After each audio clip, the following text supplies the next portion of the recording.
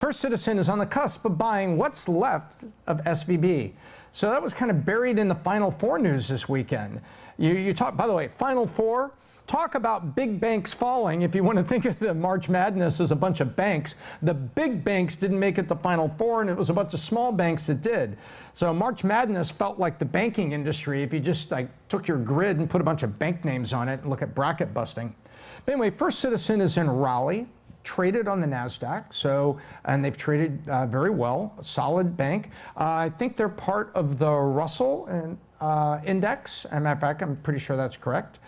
And they ranked 33rd at the end of last year in terms of size of regional banks. There's a lot of rankings out there for total loan value, total asset value.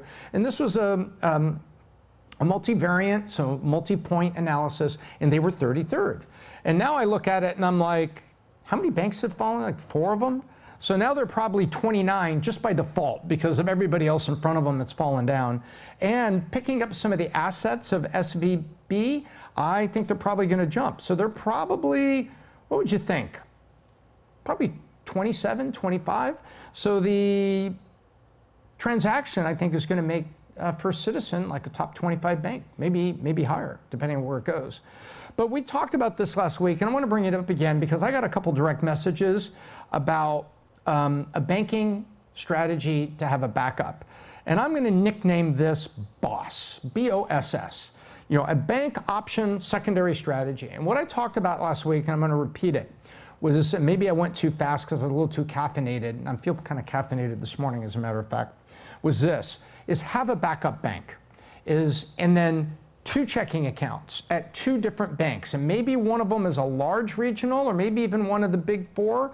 The big 4, of course, Chase, Citi, Bank of America, and Wells Fargo. And so you're one of the big 4, and then a lot of regionals. And so I wouldn't have 2 regionals, and I would maybe check to see if it was one of the larger regionals. But have 2 of them, and maybe just pay your rent through your secondary bank. Put the money to rent or lease your building, put it in there, pay it out of that. Why? Because now you have a secondary account set up, and if you're only doing 1 transaction a month, you can probably get a checking account with very low fees, park 10 grand in there, and then drop your rent and just pay the rent out of it, chunk, chunk, chunk. One deposit in per month, 1 payment for rent, that's your backup. Then your other bank here, so if you're with somebody was like you're in the East Coast and perhaps you're with somebody as large as Deutsche Bank who says, I'm not feeling well, you can jump into action and say, hey, let's move more money over here to, and let's just say your backup bank was, Chase. For a lot of people, including me, I have a high regard for Chase. Full disclosure, I'm with Chase Private Bank. They handle everything for me and the Biz Doc babe, but maybe that's your backup. And then you have a regional you can go into and they handle your SBA loan and things like that. But at a moment's notice, you could say, something's up, I'm gonna move money over here. So you should already set up a couple transfers a month so that all the routing number and everything, and it's almost like recurring, so you could just hit it. Move the money over there, and now you've got it in your other bank as a backup. With the instability of the banking industry, there's so much pressure also with inflation on entrepreneurs like you and me that being pre-prepared there is big. So I call it the B.O.S.S, Bank Option Secondary Strategy. Tell your VP of Finance, your Director of Finance, whoever it is, you want to have this in place so that you can move things over. And I'll give you a real-world example.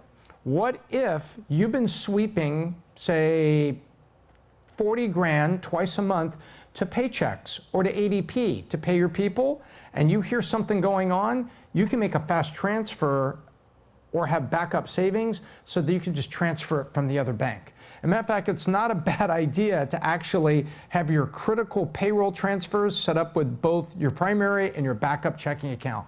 Something happens, you can be running your business because you have a fire extinguisher in the kitchen in plain sight. Why? So that you never have to use it, but it's right there in plain sight, easy to grab when you need it. So I thank you very much for the direct messages asking more about this. And so I've nicknamed it, probably put it in the chaz, the Biz Doc's B.O.S.S, Bank Option Secondary Strategy.